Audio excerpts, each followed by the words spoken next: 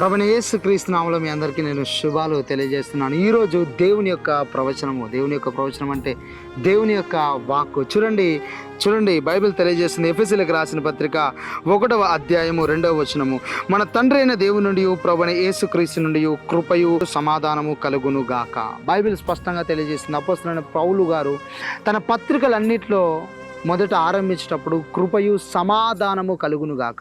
చూడండి, ఏ ఇల్లు అయితే సమాధానంతో ఉండదో అక్కడ సాతాను పనిచేస్తున్నట్టు, ఏ కుటుంబం అయితే సమాధానంతో ఉండదో అక్కడ సాతాను పనిచేస్తున్నట్టు. చూడండి, చాలామంది కుటుంబాలు ఈరోజు సమాధానము లేక చాలామంది ఉన్నారు. చూడండి, లోకంలో అన్యులు మనం చూసుకున్నట్టయితే వారికి ఒక నిరీక్షణ ఉండదు, ఒక సమాధానం ఉండదు, ఒక విడుదల ఉండదు, ఒక ఆశీర్వాదం ఉండదు, ఏది ఉండదు.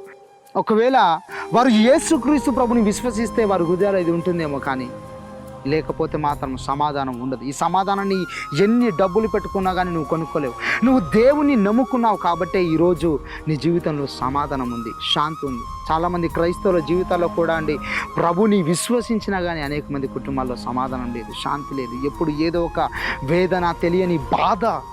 చూడండి, ప్రభు ఎప్పుడు కూడా అల్లరికి కర్త కాదు. ప్రభు ఎప్పుడు కూడా అసమాధానానికి కర్త కాదు. నువ్వు సమాధానముతో ఉండడమే దేవుని చిత్తము. నీవు సమాధానంతో లేవు అని అంటే గమనించండి, అక్కడ అసమాధానపు దురాత్మలు పనిచేస్తున్నాయి. ఆ అసమాధానపు దురాత్మలకు నువ్వు వ్యతిరేకంగా ప్రార్థించినప్పుడు దేవుడు తన సమాధానం నీకు అనుగ్రహిస్తాడు. బైబిల్ తెలియజేస్తుంది, ఫిలిప్పీలకు రాసిన పత్రిక 4:7, అప్పుడు సమస్త జ్ఞానముకు మించిన దేవుని సమాధానము క్రీస్తు యేసు మూలంగా మీ హృదయములకు మీ తలంపులకు కావలి ఉంటుంది. దేవుని సమాధానమట మీ హృదయములకు మీ తలంపులకు కావలి ఉంటుందట. చూడండి, దేవుని యొక్క సమాధానం మీ హృదయము మీ తలంపులకు కావలి ఉండాలంటే మీరు దేవుని యొక్క వాక్యాన్ని ధ్యానించాలి. ఎవరైతే సమాధానంగా ఉంటారో వారి జీవితాలు ఆశీర్వాదంలో ముందుకు కొనసాగుతాయి, వాళ్ళ కుటుంబాలు సంతోషంతో ముందుకు కొనసాగుతాయి, వాళ్ళకు ఆపర్చునిటీస్ వచ్చి వారి యొక్క ద్వారాన్ని తడతాయి. సమాధానము అంటే దేవుని యొక్క సన్నిధి, సమాధానం అంటే దేవుని యొక్క ఆశీర్వాదము, సమాధానం అంటే దేవుని యొక్క కృప, సమాధానం అంటే దేవుడే ఆ ప్రదేశంలో ఉన్నట్లు. God bless you.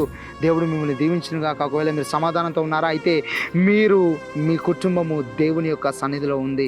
మీ కుటుంబము దేవుని యొక్క సన్నిధిలో ఉంది. దేవుడు మీలో ఉన్నాడు, దేవుడు మీ కుటుంబంలో ఉన్నాడు. దేవుడు ఈ యొక్క వాగ్దానాన్ని స్థిరపరిచి దీవించునుగాక.